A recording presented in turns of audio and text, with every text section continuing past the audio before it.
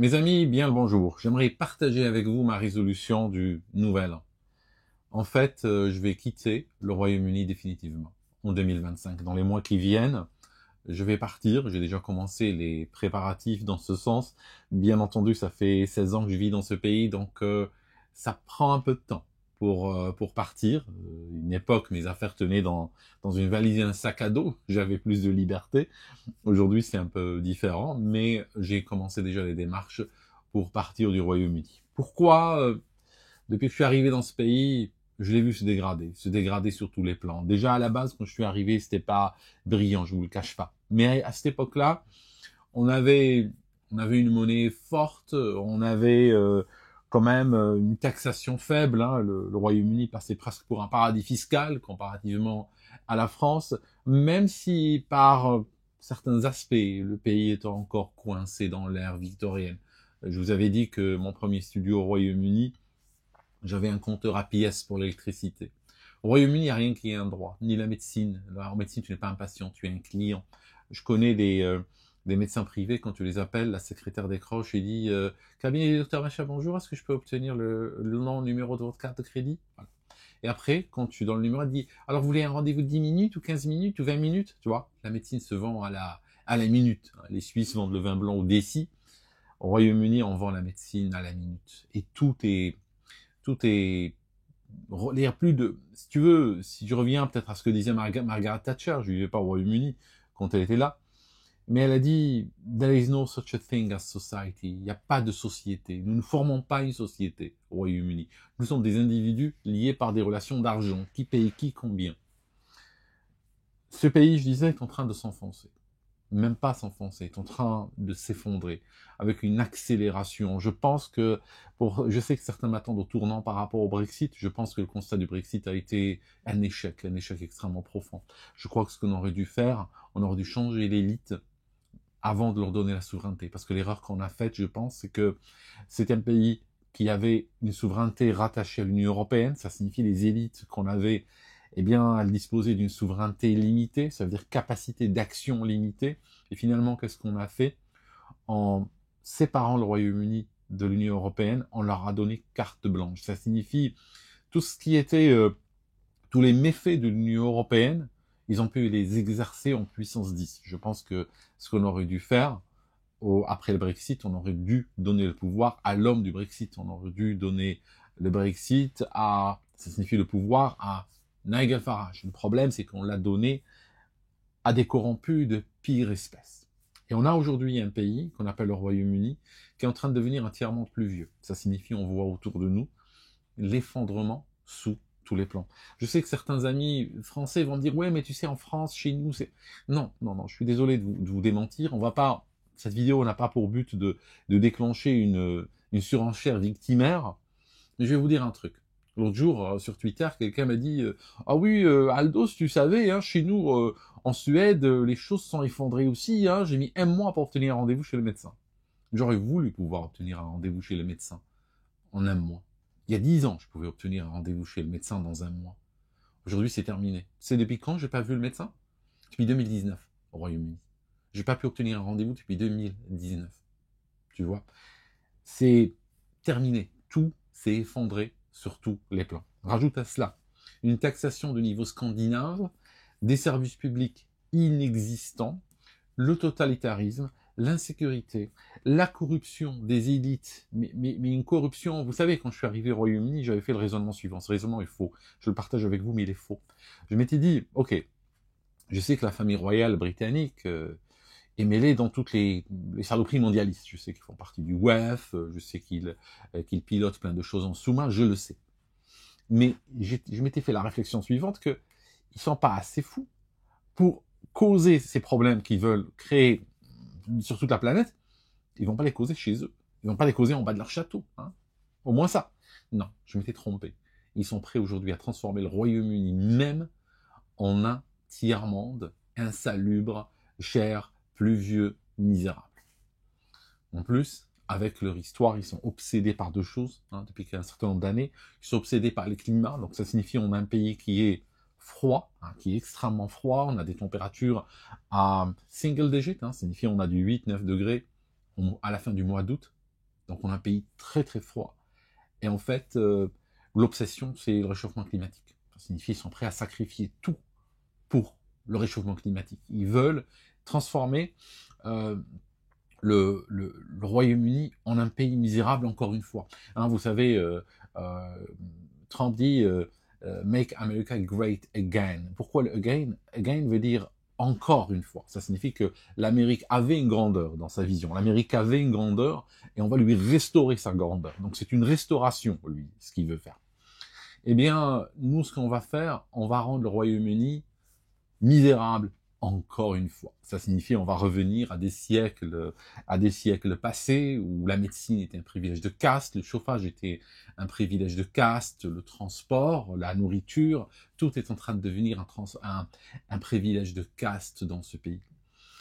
Juste pour te donner un exemple, je vis au Royaume-Uni et je vois mon niveau de vie se dégrader. Je travaille de plus en plus, même si mon revenu semble évoluer, même si mon revenu semble augmenter, ma qualité de vie est en train de baisser. Pour le même revenu, je peux obtenir une bien meilleure qualité de vie à peu près n'importe où dans le monde. Je peux prendre une épingle ou une punaise, la jeter n'importe où sur une carte, j'obtiendrai un meilleur rapport qualité-prix pour ma vie. Là, dans ce pays, je suis en train de lutter contre l'inflation, je suis en train de lutter contre le démantèlement des services publics. Un exemple tout bête, les taxes locales ne font qu'augmenter. Bientôt, je payerai plus de taxes locales que ce que je payais en loyer à l'époque où j'étais étudiant.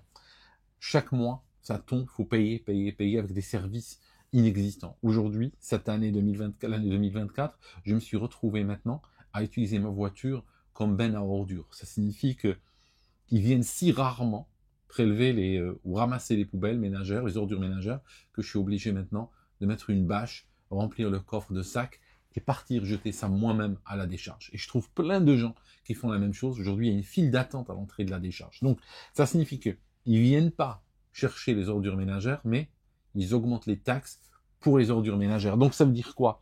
Ça signifie que ces gens considèrent que les fonds ou l'argent ou le compte du citoyen lambda et en fait est un open source. C'est quelque chose sur lequel ils peuvent puiser autant qu'ils veulent. Ça signifie qu'ils sont là à distribuer des chèques, à dépenser sur des choses, sur des trucs ruineux, hein, 22 milliards. On n'a même pas d'hôpitaux, on n'a pas construit un hôpital majeur depuis les derniers millénaires. Depuis le dernier millénaire, malgré l'augmentation de la population, il n'y a pas eu un seul hôpital majeur qui a été construit au Royaume-Uni. On va dépenser 22 milliards dans des dispositifs de capture de carbone.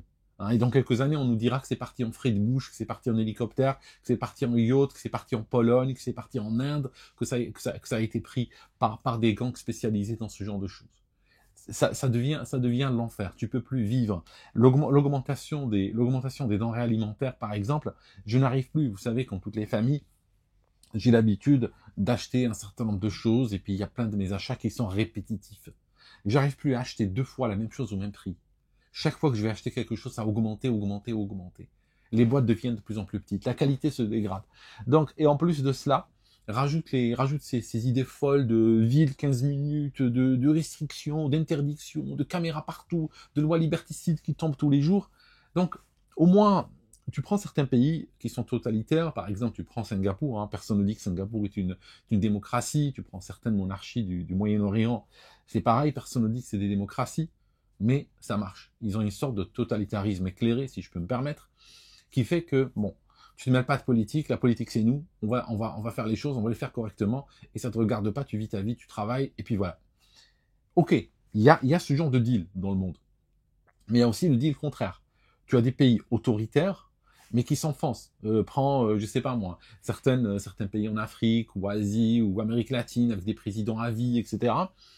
C'est des pays qui sont gangrénés par la corruption, tout comme le Royaume-Uni, c'est des pays gangrénés par l'autoritarisme, et finalement c'est des pays qui fonctionnent pas.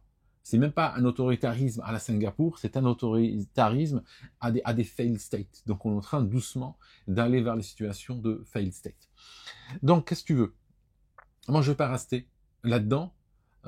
Tu sais, quand j'ai quitté mon Algérie natale et que Des gens ont vieilli, je les ai pas vus vieillir. Des gens sont nés, je connais pas leur prénom.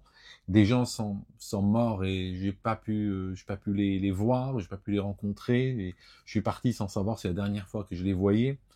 Et j'ai passé des années et des années à recevoir des messages qu'un tel est mort, qu'un tel est et tout ça.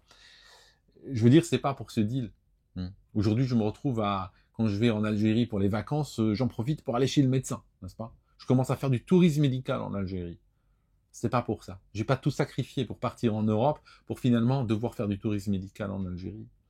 Donc, bon, pour faire court, pour faire simple, là, bon, là, je suis en pleine mer, Starlink étant ce qu'il est, cette vidéo va mettre des heures à uploader, mais je vous dis en résumé, je pars.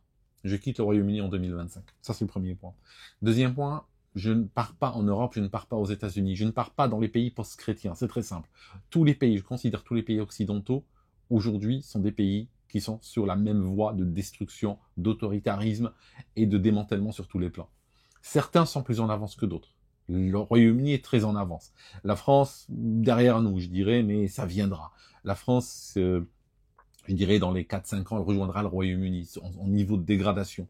Mais ça me sert à rien d'aller dans un autre pays, poser mes bagages, juste pour devoir le quitter dans 5 ans parce que il a pourri. Il faut que je sorte de ce système définitivement. Donc j'ai quitté l'Europe et bien entendu les États-Unis, le Canada, tout ça font pas du tout partie de l'équation parce que c'est exactement la même chose.